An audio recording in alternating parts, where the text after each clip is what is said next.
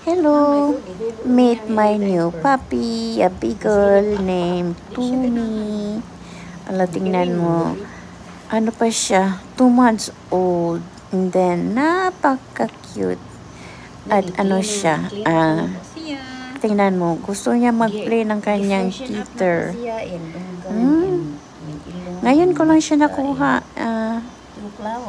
Thank you, my dear friend, Marieta Mike Akain.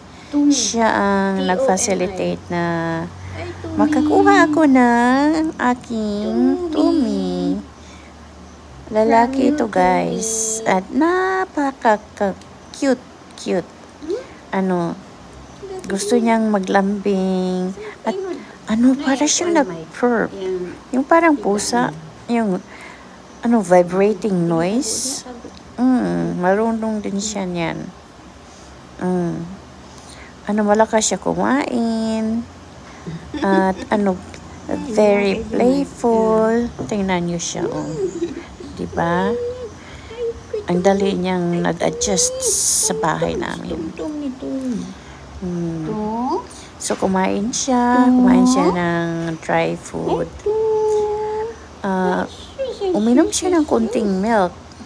Kasi he's supposed to be given milk morning and evening. And then wet food. Alternate with dry food. Yan lang. Maganda siya.